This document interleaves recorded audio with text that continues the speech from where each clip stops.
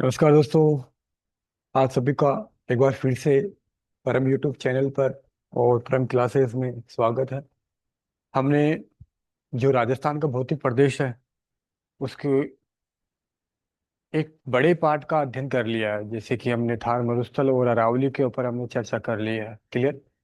आज जो हमारा सेशन रहेगा उस सेशन में हम बात करेंगे किसकी, आपके इस भौतिक प्रदेश के तीसरे पार्ट की, जिसका नाम क्या है, हाड़ौती प्रदेश।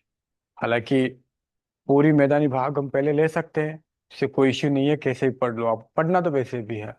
चलो टॉपिक को स्टार्ट करते हैं, समय खराब कर ना करते हुए। आज का जो हमारा टॉपिक है उस टॉपिक का नाम है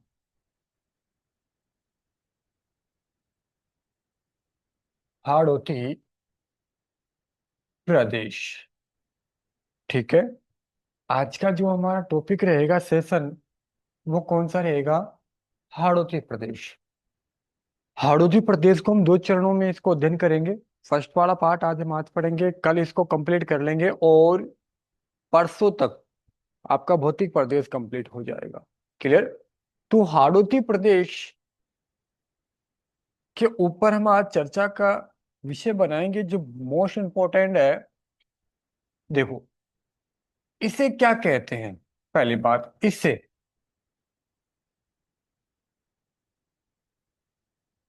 क्या क्या कहते हैं। दक्षिण पूर्वी पठारी भाग, पहली चीज। और क्या कहते हैं, विंध्यन कगार भूमि। और क्या कहते हैं, ज्वालामुखी उद्गार भाग या हिस्सा। ठीक है। ये लगभग सभी नाम इस भौतिक प्रदेश को दिए गए हैं। ठीक है। जिसके बारे में आज हम जो चर्चा करेंगे, जो कि मोस्ट इंपॉर्टेंट टॉपिक है आपका। ठीक है। चलो साहब, अब देखते हैं। पहले तो मैं बात करूंगा, एक एक पॉइंट तो इसके बात करेंगे पॉइंट को लेकर, कि ये कहाँ स्थित है, वह राजस्थान में कहाँ पे है। तो सबसे पहले आपको बताना है कहाँ, दक्षिण पूर्वी भाग में। राजस्थान के किस भाग में है, दक्षिण पूर्वी भाग में। यानी इसका मैप हम आगे देखते हैं एक बार। तो ये राजस्थान में स्थित कहाँ है, आपके दक्षिण पूर्वी भाग में। ठीक है। इसमें इसका विस्तार की बात करूं मैं, विस्तार किसकी बात करूं, विस्तार की। तो इसके विस्तार में आपको याद रखना है कौन सा है, कोटा, बूंदी, बारा और आपका झालावाड़। ठीक है। और आपको याद होना चाहिए, ये जो चारों हैं एक संभाग भी है। कौन सा, कोटा संभाग।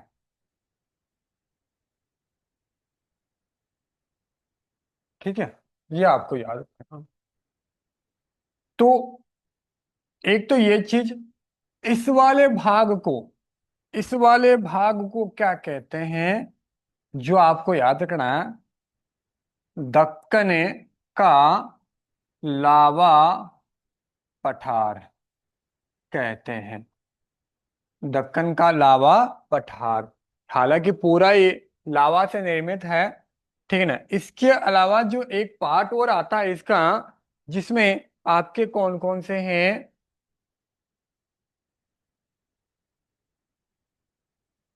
करौली, धौलपुर, और एक आता है आपका सवाई माधोपुर।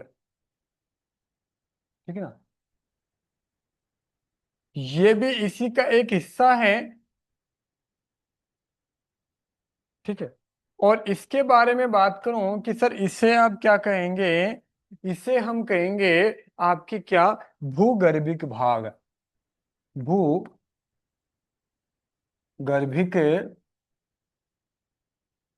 भाग, या मैं इसको बोलूं क्या, क्षेत्र। ठीक है, इसका विस्तार आपके सामने है। ठीक है, थोड़ा याद रखना है इसको, कई बार हमने कई जगह पढ़ भी लिया होगा, ऐसी कोई बात नहीं है।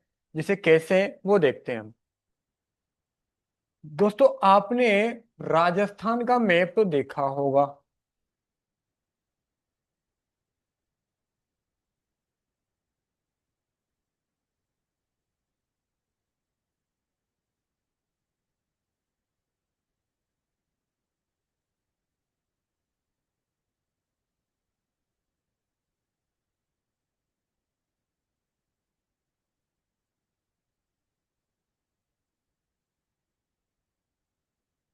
ये कुछ इस तरीके से है। ठीक है, आपको मैंने बता रखा है क्या, कि ये तो था आपका पश्चिमी मरुस्थल। ठीक है, यह आपका अरावली बता रखा है। ठीक है, और ये आपका इस तरीके से, यह आपका पूर्वी मैदानी भाग। ठीक है ना, और ये आपका कौन सा है, हाड़ौती प्रदेश। ठीक है दोस्तों, अब इस हाड़ौती प्रदेश की मैं बात करूं कि क्या, कि कुछ इस तरीके से आपके,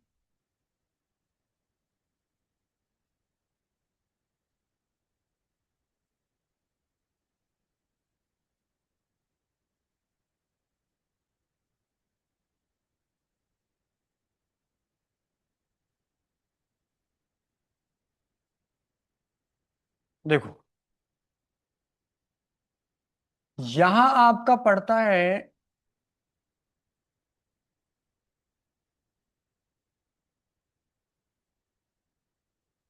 धौलपुर, यहां पड़ता है आपका करौली, और यहां पड़ता है आपका सवाई माधोपुर। क्लियर। ये आपका पड़ता है कोटा, यहां पड़ता है आपका झालावाड़, और ये आपका पड़ता है क्या, बारां, और यहां पड़ता है आपका क्या, बूंदी। तो ये वाला जो मैंने आपको आपके समकक्ष रखा है क्या, कि ये वाला जो भाग है कुछ इस तरीके से, इस तरीके से, ये आपका कौन सा है, दक्षिण पूर्वी भाग है। कौन सा है, दक्षिण पूर्वी भाग है, जिसके दो पार्ट है। कितने पार्ट है, दो पार्ट है, जिसके ऊपर हम अलग से क्लास लेंगे अगली वाली। पहले इसकी बेसिक जानकारी लेंगे, उसके बाद में इसके जो दो भाग है, विंध्य ककार भूमि और दक्कन का लावा पठार, इसके दो उपभाग है, जिसके ऊपर हम बात करेंगे डिटेल से, वो अगली क्लास में। पहले इसकी बेसिक जानकारी पर चर्चा करते हैं। तो हमें एक चीज पता चल गई कि सर राजस्थान में इसका विस्तार दक्षिण पूर्व में है। राजस्थान में हाड़ौती प्रदेश में कोटा बूंदी बारा झालावाड़ आता है, और एक विंध्य ककार भूमि यानी आपकी जो भूगर्भिक क्षेत्र है, ठीक है, उसके ऊपर भी हमने बात की, जिसमें धौलपुर सवाई माधोपुर और आपका करौली आता है। एक भूगर्भिक पट्टी है जो एमपी और राजस्थान के बॉर्डर पर है, यानी करौली धौलपुर और आपके कहा सवाई माधोपुर में पट्टी नुमा एक लाल पत्थर भी यहाँ, जो आपको पता ही है कि राजस्थान में लाल पत्थर कहाँ पाया जाता है, लाल बालू का पत्थर जिसको हम कहते हैं, वो कहाँ पाया जाता है, आपके धौलपुर में पाया जाता है। इसलिए ठीक है ना, हालांकि इसकी पट्टी धौलपुर से लेकर सवाई माधोपुर तक है। क्लियर, धौलपुर से लेकर सवाई माधोपुर तक है।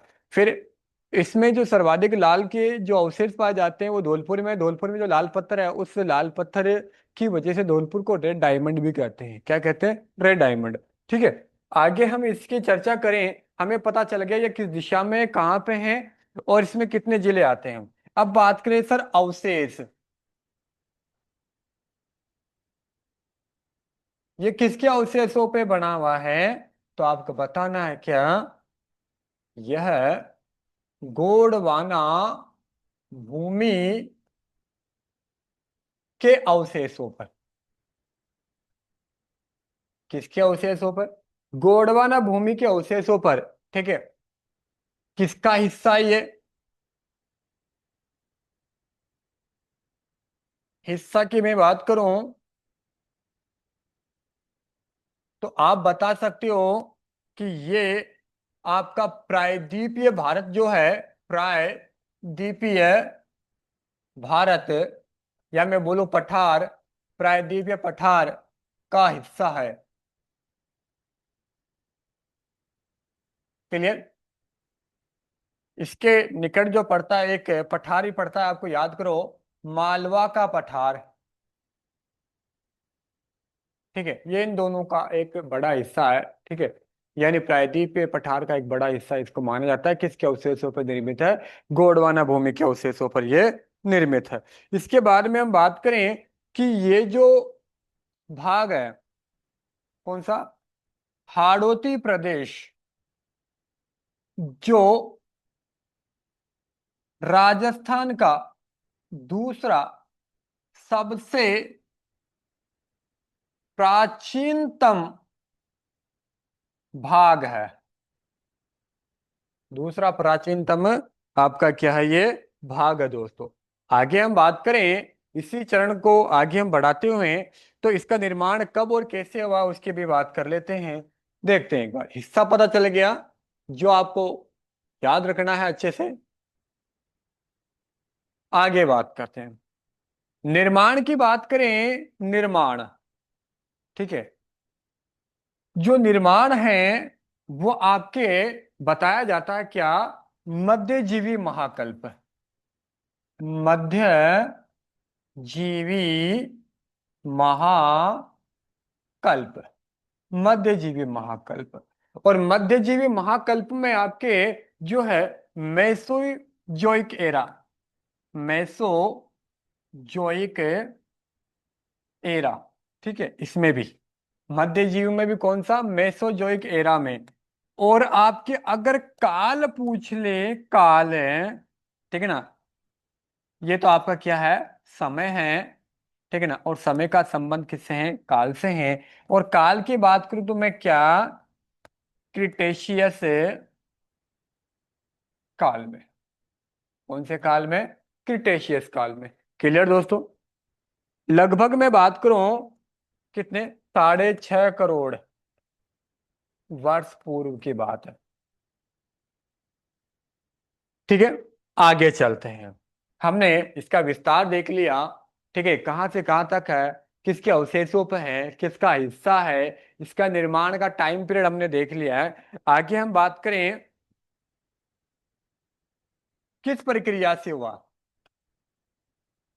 प्रक्रिया, तो आप बता सकते हो कि जो ये इसका निर्माण हुआ है, ज्वालामुखी उद्गार, ज्वालामुखी जो है आपको पता ही होगा। ठीक है, तो ज्वालामुखी के उद्गार से, या मैं बोलूं ज्वालामुखी प्रक्रिया से इसका क्या हुआ है? निर्माण हुआ है। ठीक है, कैसे? आपको पता है कि जब दो चट्टानें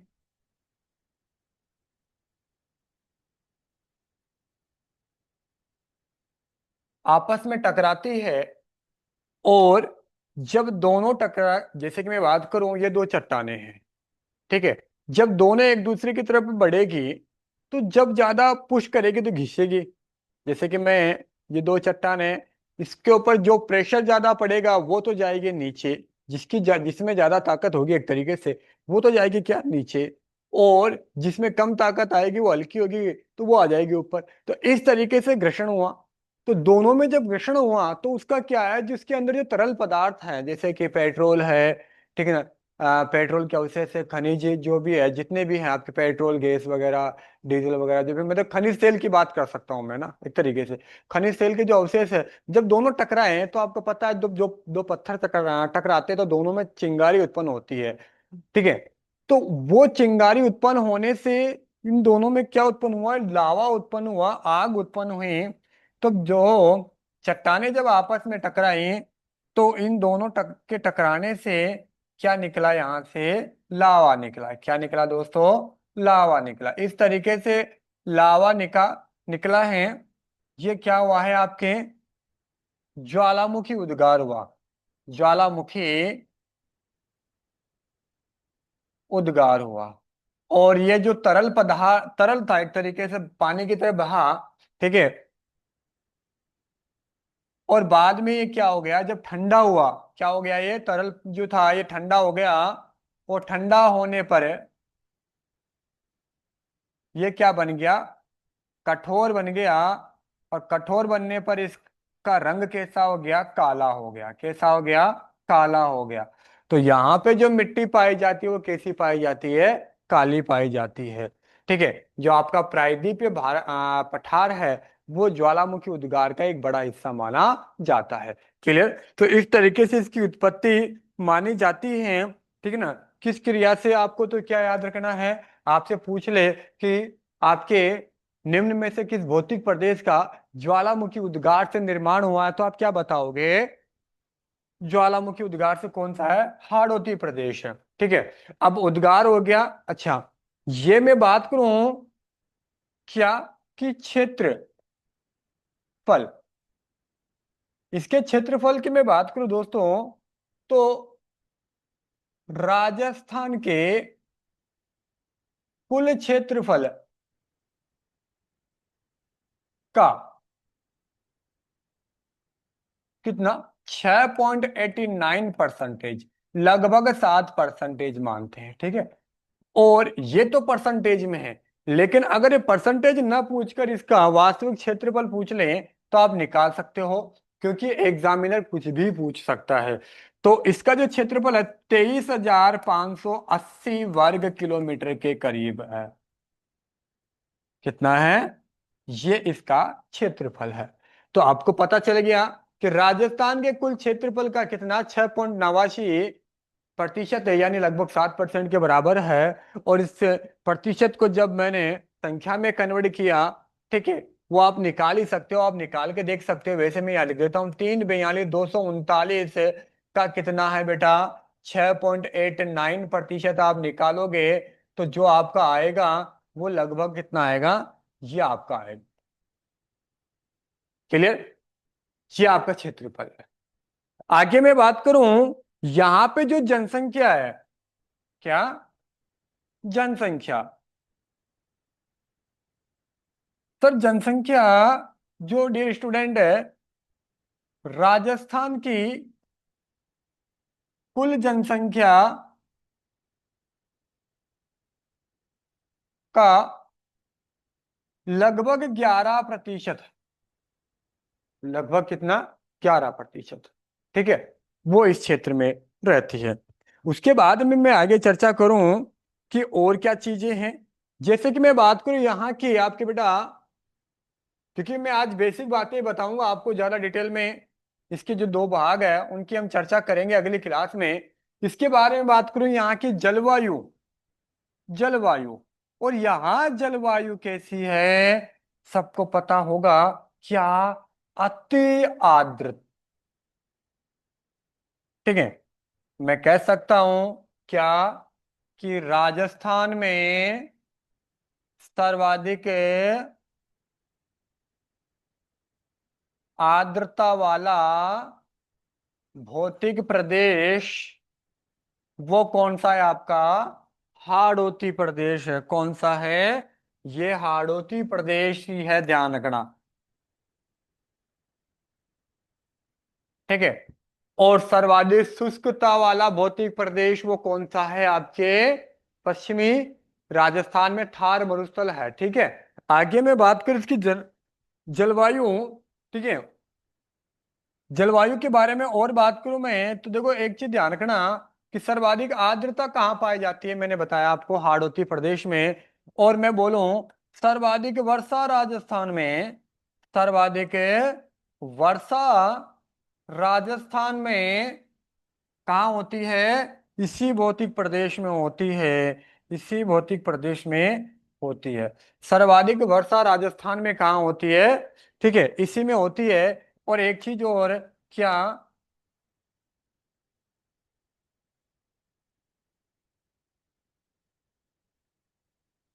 आप बता सकते हो राजस्थान में बंगाल की खाड़ी,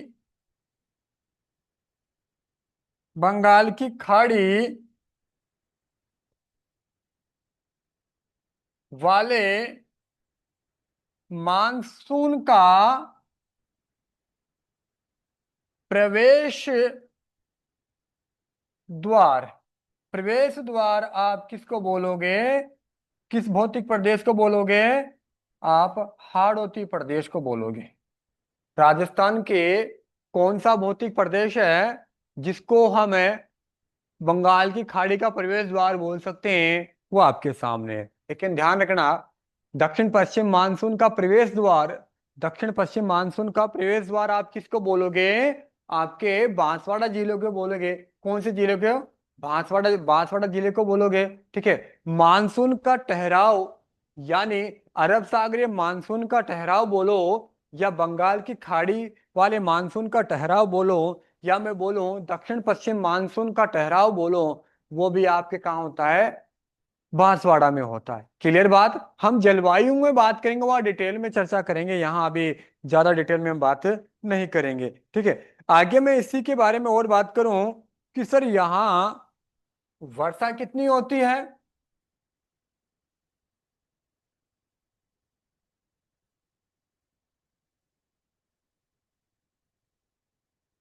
वर्षा,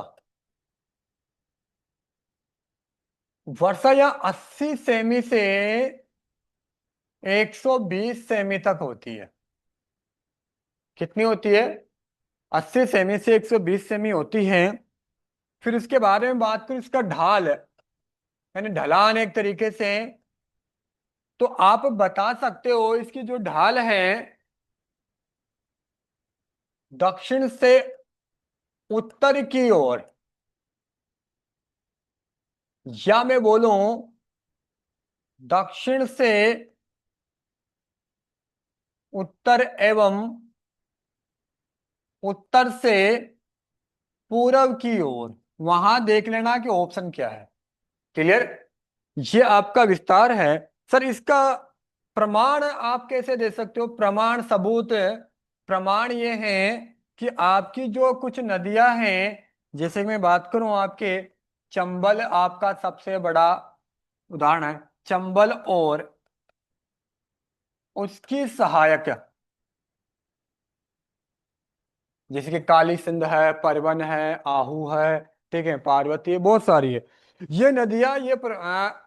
जो नदियां ये इनका जो बहाव है उसकी की मैं बात कर देखना, उनका बहाव किस ओर है अच्छे से। जब नदी पढ़ेंगे वहां डिटेल में और बात करेंगे। चंबल नदी के बारे में, काली सिंध, सबको डिटेल में पढ़ेंगे, बहुत मस्त तरीके से पढ़ेंगे। ठीक है। इस क्षेत्र की औसत ऊंचाई, औसत ऊंचाई किस भौतिक प्रदेश की समुद्र तल से इसकी औसत ऊंचाई जो मानी जाती है वो 500 मीटर मानी जाती है। कितनी मानी जाती है? 500 मीटर। किस प्रदेश की? अरावली के भौतिक प्रदेश की। ठीक है। आगे मैं इसके बारे में बात करूं क्या, कि देखो ये जो क्षेत्र है इसके बारे में आगे मैं बात करूं कि यहां जो मिट्टी पाई जाती है, अभी मैंने बात की थी मिट्टी की, मिट्टी यहां कौन सी पाई जाती है? काली। ठीक है। या इसी को क्या कहते हैं यहाँ पे? काली, या मैं इसको बोल सकता हूं क्या? रेगूर।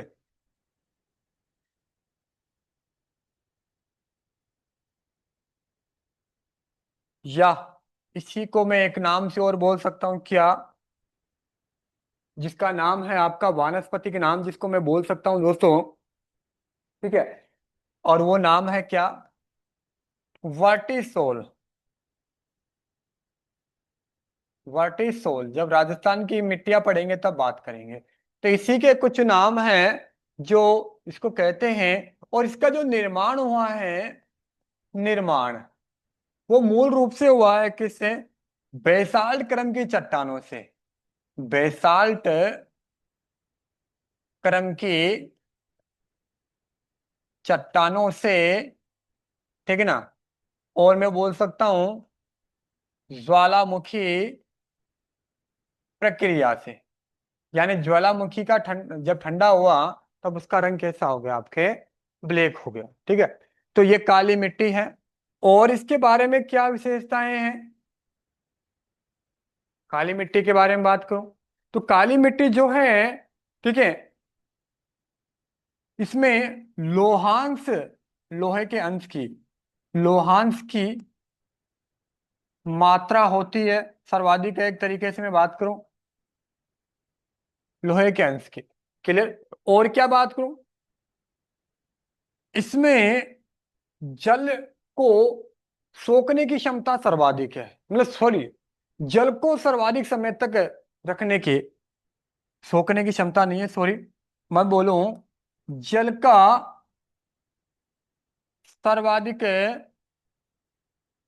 समय तक ठहराव।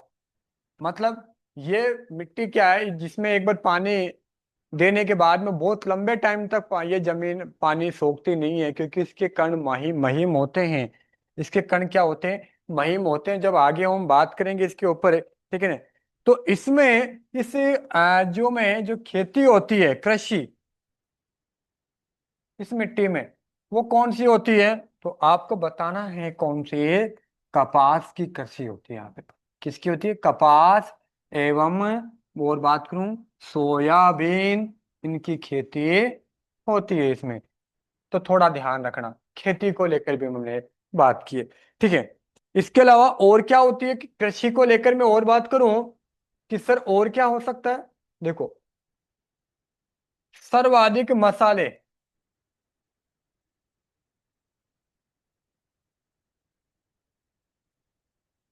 उत्पादन, ठीक है। तो मैं बोल सकता हूं इसको क्या, कि सर्वाधिक मसाले जो उत्पादन है, ये कौन सी फसलें हैं, व्यापारिक फसलें हैं, व्यापारिक फसलें, जिसमें सर्वाधिक क्या होते हैं, मसाले भी यहाँ पैदा होते हैं। और मसाला सर्वाधिक उत्पादन है राजस्थान में, सर्वाधिक मसाला उत्पादन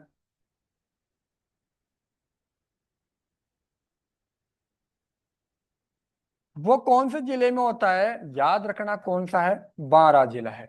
कौन सा जिला है, बारां जिला है, ठीक है ना। और इस मिट्टी को आप क्या कहते हो, इस मिट्टी को मैं बोल सकता हूं क्या, एक चीज और है,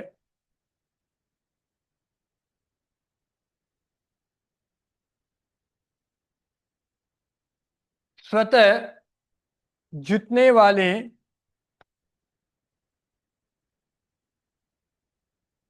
मिट्टी। क्या, मिट्टी ये अपने आप इसमें दरारें पड़ जाती है, आपको पता है, ठीक है। इसके अलावा यहाँ पे मैं खनिज की बात करूं, किसकी बात करूं, खनिज। दोस्तों खनिज में जैसे कि मैं बात करूं धात्विक खनिज, कौन सा, एल्यूमिनियम,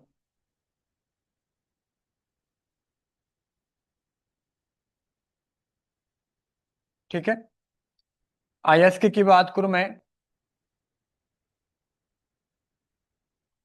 और अयस्क में जैसे मैं बात करूं मैं बॉक्साइट की, किसकी बात करूं, बॉक्साइट,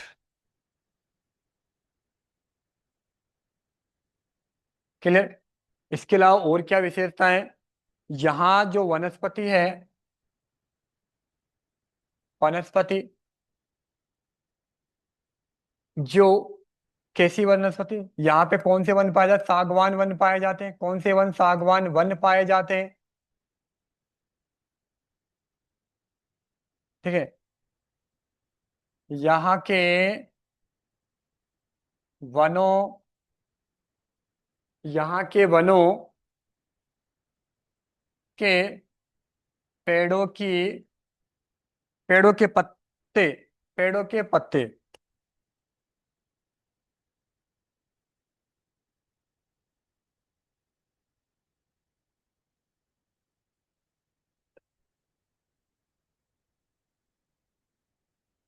पत्ते चौड़े होते हैं, कैसे होते हैं, पत्ते चौड़े होते हैं दोस्तों, ठीक है ना। और क्या विशेषता है इसकी, अगर मैं यहाँ की और बात करूं, क्या कि नेशनल हाईवे यहाँ से कौन कौन सा गुजरता है, नेशनल हाईवे राष्ट्रीय राजमार्ग।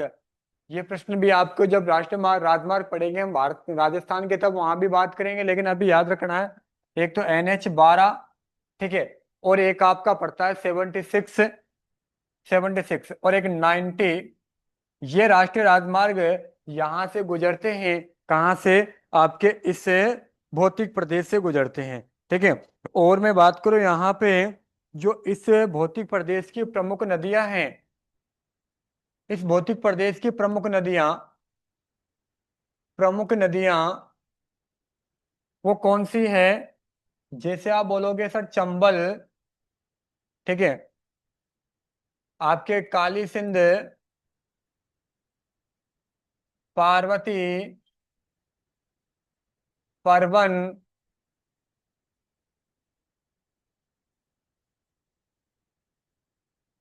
परवन, आहू आदि यहाँ की प्रमुख नदियां हैं।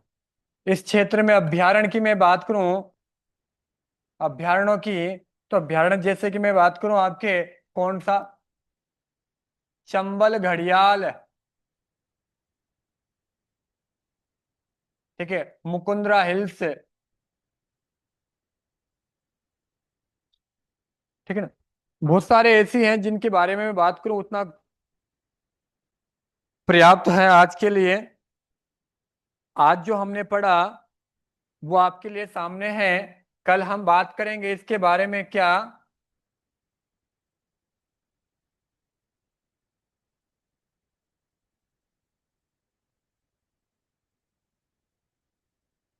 हाड़ौती,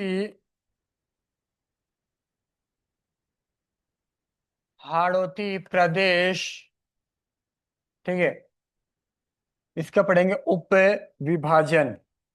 क्या पढ़ेंगे, उप विभाजन, उनको डिटेल में पढ़ेंगे कल, छोटी सी क्लास होगी आपकी एक और, जिसमें आपका ये कंप्लीट हो जाएंगे। कितने भाग हैं, 2 भाग हैं, कौन कौन से हैं वो मैं आपके सामने रख देता हूँ, है ना।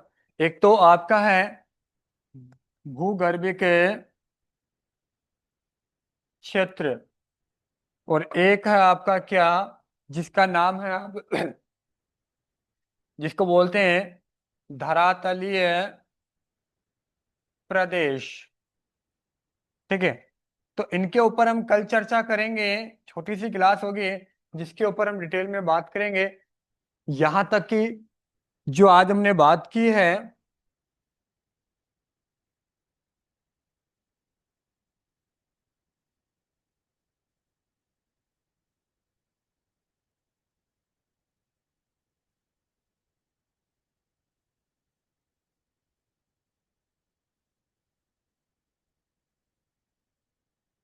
ठीक है, आज जो हमने बात की है वो हाड़ौती प्रदेश की बात कर ली है। एक बार डायग्राम में देख लो ताकि आपको क्लियर हो जाए पूरी चीजें।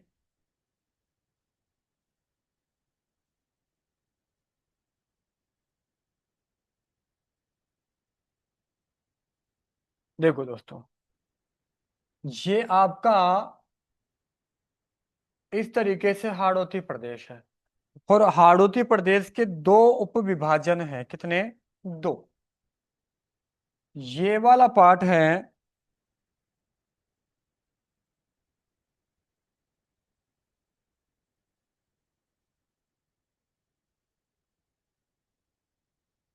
इसके 2 भाग हैं।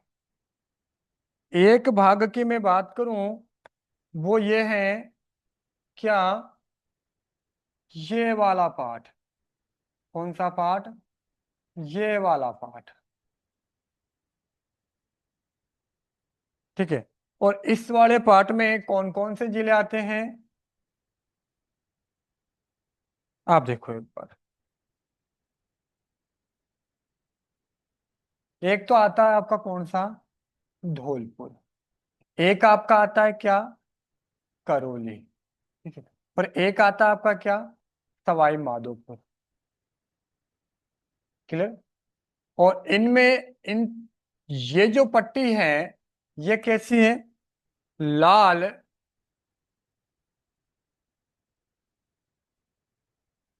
कैसी है? लाल बालू का पत्थर मैं बोल सकता हूं। लाल बालू का पत्थर जिसे हम बोल सकते हैं, ठीक है ना। जो एक पट्टी नुमा है, ये क्या है? एक पट्टी है, एक तरीके से क्या है ये? पट्टी है एक इस तरीके की, ठीक है। इसीलिए आपको याद होना चाहिए कि जो राजस्थान में ये जिला है, इसमें क्या पाया जाता है? लाल पत्थर पाया जाता है। इसी कारण इस क्षेत्र को क्या कहते हैं? इस जिले को रेड डायमंड, राजस्थान का रेड डायमंड किस जिले को कहते हैं? धौलपुर को कहते हैं। लाल पत्थर जिसकी वजह से कहते हैं, किसकी वजह से? लाल पत्थर की वजह से, ठीक है। तो ये जो हमने बात की है, और ये जो बाकी का आपका है, कौन सा? ये वाला हिस्सा, ये आपका बूंदी हो गया, ठीक है। ये आपका कोटा हो गया, ये झालावाड़ हो गया, ये आपका क्या हो गया? बारा हो गया। दूसरी चीज, आपका जो ये हाड़ौती प्रदेश है,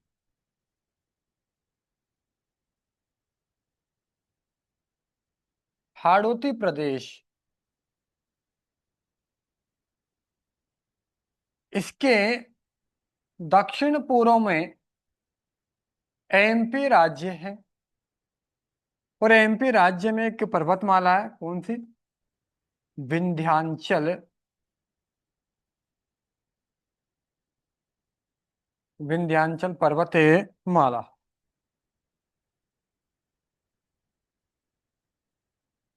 क्लियर? इस तरीके से। तो हम कल एक तो इसके बारे में बात करेंगे, इस वाले पार्ट के बारे में। एक हम बात करेंगे इस वाले के बारे में, तो इसके ऊपर कल चर्चा करेंगे। आज जो हमने पढ़ा है क्या, हाड़ौती बहुत जो है वो बहुत ही प्रसिद्ध प्रदेश पड़ा है, जो राजस्थान के कुल क्षेत्रफल का 6.89% है, यानी लगभग 7% के करीब। जहां पे लगभग 23,580 वर्ग किलोमीटर क्षेत्रफल है राजस्थान के कुल क्षेत्रफल का, ठीक है। इसके अगले चरण की हम बात करेंगे, जो हम कल बात करेंगे क्या, हाड़ौती के उप विभाजन की। तो मिलते हैं कल नेक्स्ट क्लास में। थैंक यू, धन्यवाद।